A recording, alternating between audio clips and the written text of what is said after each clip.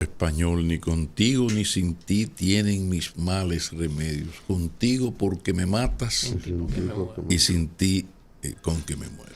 Porque me muero. Y así estamos nosotros. Y el asunto es grave porque cuando entra la político partidaria, el interés electoral, todo lo pervierte. Todo lo pervierte. Entonces, bueno, hasta ahora teníamos lo de la guitarra y el violín y el uso político electoral, electorero del tema haitiano. Lo usa cada quien según sus intereses. En un momento determinado, la oposición parecía que le había robado el relato al gobierno actual y el gobierno de repente reacciona y se envalentona y toma una posición cuya expresión de radicalismo, mayor expresión de radicalismo, es ya esto de las parturientas, que ya es un asunto que sale de los cánones jurídicos para entrar a la Santa Iglesia, protestante o católica. Entonces el asunto lo vengo planteando desde siempre. ¿En qué momento nuestra partidocracia reinante y nuestras élites van a llegar a algún tipo de acuerdo para desentrañar este problema que planteó hace semanas Cristian en el listín y que magistralmente en un ensayo de altas luces que bien escribe Aníbal de Castro, lo expone Aníbal para quien lo quiera leer? Eso, el país está entrampado. Lo hemos hablado aquí con menos luces que Aníbal, pero aquí se ha hablado mucho y se ha expuesto ese problema. Por eso yo decía el otro día, caramba, Francisco Alberto, caramba, cuánta nostalgia de Agripino Núñez Collado. ¿Por qué? Porque lo del CES es positivo y es lo que manda, ¿verdad?, el procedimiento lógico. Sí, pero lo del CES tiene que ser posterior a un acuerdo entre las 10 familias que de alguna manera dirigen el CONEP, es decir, con la directiva del CONEP, y estos 3 señores, 4 si usted le pone a Hipólito, para que se pongan de acuerdo en qué vamos a hacer realmente. Porque aquí hay un que sí, que no, pero sí tal vez.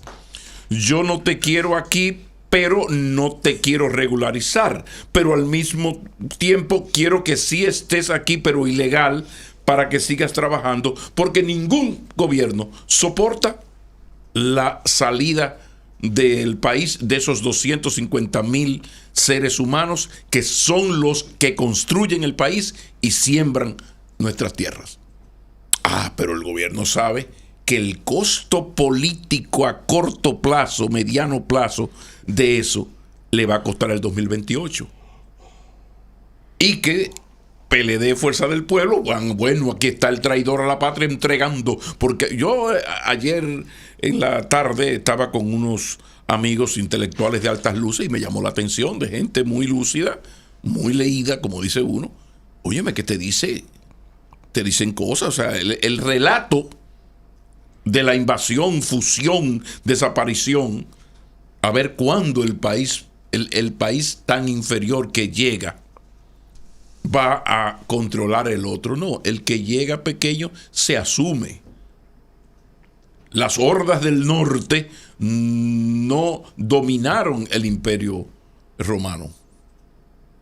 No, Roma se transformó y cometió sus errores, pero Roma lo que hizo fue enriquecerse de los hermanos de los países del norte, para no decir el enriquecimiento de Roma en todo, sobre todo en la filosofía, es pura Grecia. Por eso aquí, en un acto de justicia hacia Grecia, hablamos de la cultura greco-romana.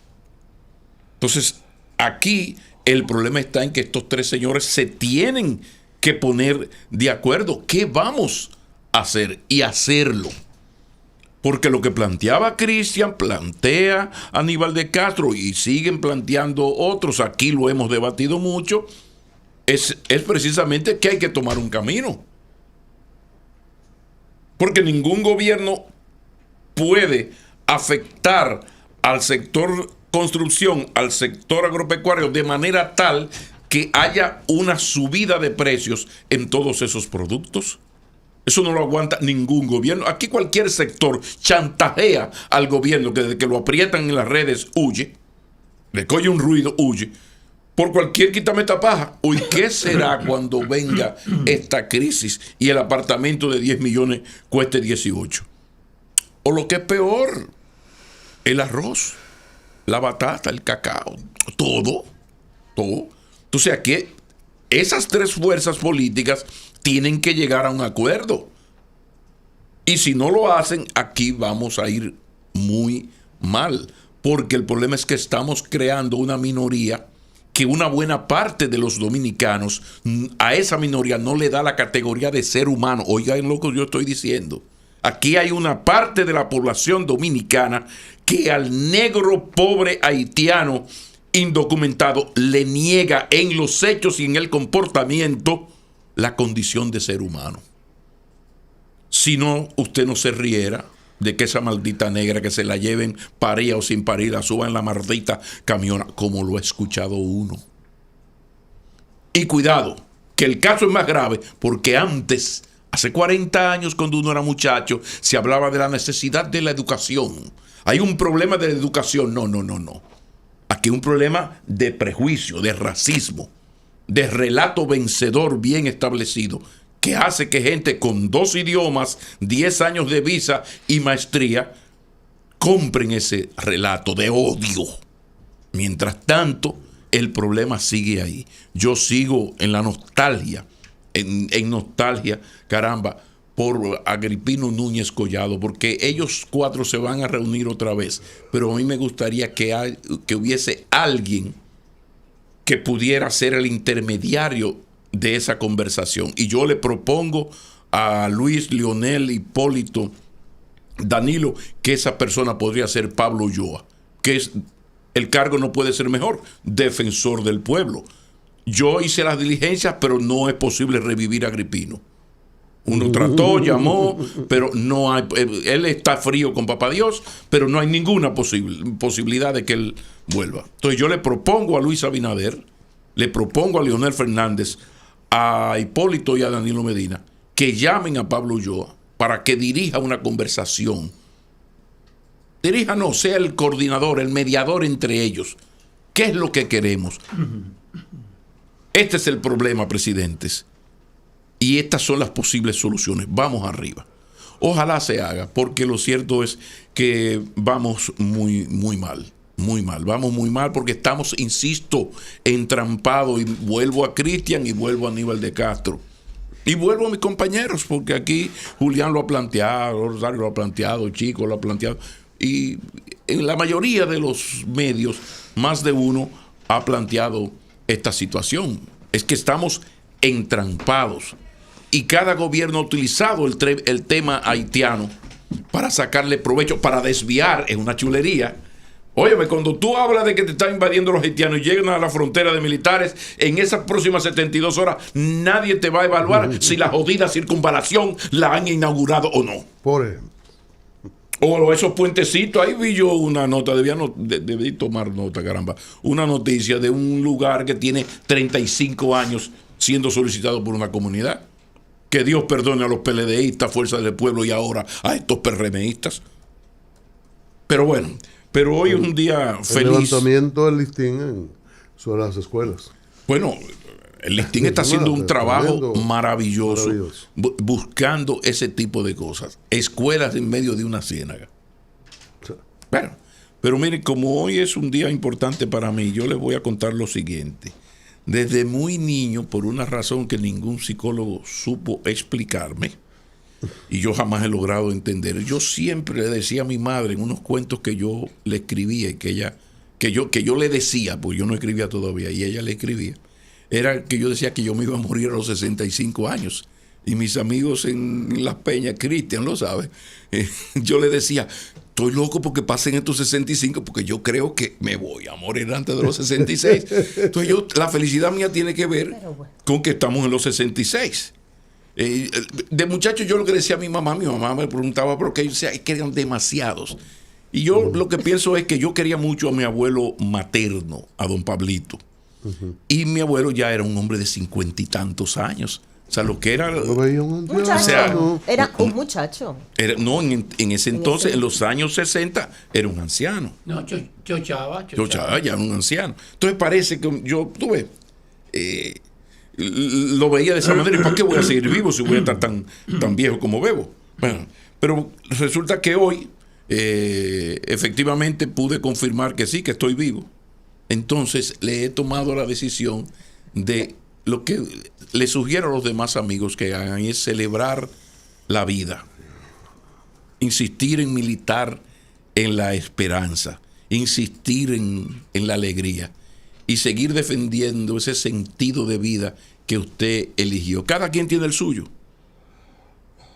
Desde Nietzsche siempre se ha dicho que el que encuentra un porqué, el que tiene un porqué, encontrará un cómo. Usted tiene que buscar esa cosa que hace que usted se levante todos los días, se dé un buen baño, se ponga un flu y salga a la calle. Cada quien debe buscarlo. Pero yo estoy convencido de esto. Al fin mis Paolas ya son mujeres muy bien encaminadas. El Maquini de Colorvisión navega sin grandísimos problemas financieros, uno que otro que algún banco amigo no le solucione. A uno los préstamos todavía no le llegan a legal, ¿tú ves? Y las palabras que yo escribo para Sol, que son para mí muy importantes porque la radio sigue siendo la radio, pues siguen ahí. Como ahora en noviembre yo cumplo 30 años de estar escribiendo cronicantos y comentarios en lo que he llamado el Boulevard de la Vida. Entonces por ahí debe andar la cosa, porque a partir de ahora todo el poder, atención cristiano, chico, bueno, aquel que era del PCD, bueno, no esta por los padres tampoco está inocente, porque esta viene de la izquierda. No. Entonces Ni por la cama. Ni por la cama. Perdón. Entonces, la miren, compañía. a partir de ahora, todo el poder, desde mi óptica, todo el poder no será para las masas, que al fin y al cabo nunca han llegado al poder, sino para mis días y algunas noches que a uno deben quedarle, pienso yo. Entonces, hoy es un día para agradecer a tantísimas manos amigas, sobre todo el abrazo a un Francisco Álvarez Castellano, donde quiera que esté, a Bienvenido Álvarez Vega, a Tilo Rivas, Bonaparte Gotró Piñero y tanta gente que le echó la mano amiga, Rafael Molina Morillo, Eduardo Pellerano, que fue primer dueño de medio que me contrató con buen salario para escribir diario en el Listín Diario. Yo quiero agradecer a tanta mano amiga que hizo posible que uno echara hacia adelante, pero también hasta el odio artero de otra gente que con sus golpes bajos lo que hace es que fortalece a uno, porque yo leí y releo con mucha frecuencia un libro maravilloso que cada muchacho, cada adolescente, los padres deberían regalárselo.